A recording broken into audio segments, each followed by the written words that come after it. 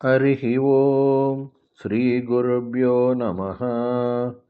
These slokas are recorded by separating the stanza word by word for easy learning. Please share your feedback in the comment. Kindly subscribe and share with others. Om Namo Bhagavate Vasudevaya. Om Namo Narayanaya. Sloka 11.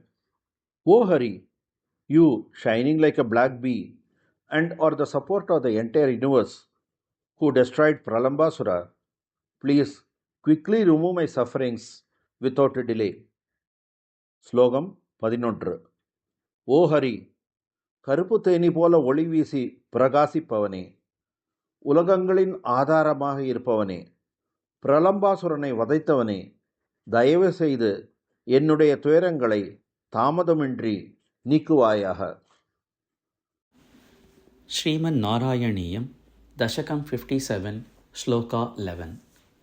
ಆಲಂಬಃ ಭುವನಾನಾಂ ಆಲಂಬಃ ಭುವನಾನಾಂ ಆಲಂಬೋ ಭುವನಾನಾಂ ಆಲಂಬೋ ಭುವನಾನಾಂ ಆಲಂಬೋ ಭುವನಾನಾಂ ಪ್ರಾಲಂಬಂ ಪ್ರಾಲಂಬಂ ಪ್ರಾಲಂಬಂ ನಿಧನಂ ಏವಂ ಆರಚಯನ್ ನಿಧನಂ ಏವಂ ಆರಚಯನ್ ನಿಧನಮೇವ ಮಾರಚಯನ್ ನಿಧನಮೇವ ಮಾರಚಯನ್ ನಿಧನಮೇವ ಮಾರಚಯನ್ ಪ್ರಾಲಂಬಂ ನಿಧನಮೇವ ಮಾರಚಯನ್ ಪ್ರಾಲಂಬಂ ನಿಧನಮೇವ ಮಾರಚಯನ್ ಪ್ರಾಲಂಬಂ ನಿಧನಮೇವ ಮಾರಚಯನ್ ಆಲಂಬೋ ಭುವನಾನಾಂ ಪ್ರಾಲಂಬಂ ನಿಧನಮೇವ ಮಾರಚಯನ್ ಆಲಂಬೋ ಭುವನಾನಾಂ ಪ್ರಾಲಂಬಂ ನಿಧನಮೇವ ಮಾರಚಯನ್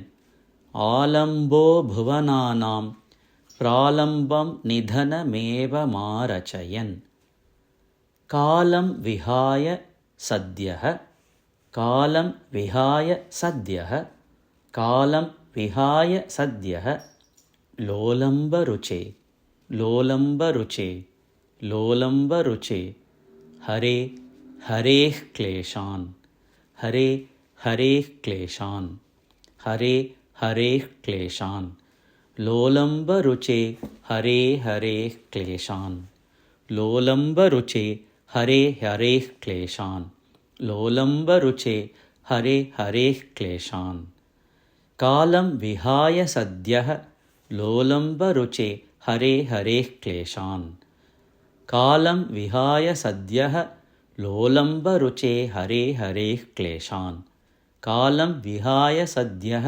ಲೋಲಂಬರುಚೆ ಹರೇ ಹರೇಃ ಕ್ಲೇಶಾನ್ ಆಲಂಬೋ ಭುವನಾನಾಂ ಪ್ರಾಲಂಬಂ ನಿಧನಮೇವ ಮಾರಚಯನ್ column ವಿಹಾಯ ಸದ್ಯಃ ಲೋಲಂಬರುಚೆ ಹರೇ ಹರೇಃ ಕ್ಲೇಶಾನ್ ಆಲಂಬೋ ಭುವನಾನಾಂ ಪ್ರಾಲಂಬಂ ನಿಧನಮೇವ ಮಾರಚಯನ್ column ವಿಹಾಯ ಸದ್ಯಃ ಲೋಲಂಬರುಚೆ ಹರೇ ಹರೇಃ ಕ್ಲೇಶಾನ್ ಆಲಂಬೋ ಭುವನಾನಾಂ ಪ್ರಾಲಂಬಂ ನಿಧನಮೇವ ಮಾರಚಯನ್ column ವಿಹಾಯ ಸದ್ಯಃ ಲೋಲಂಬರುಚೆ ಹರೇ ಹರೇಃ ಕ್ಲೇಶಾನ್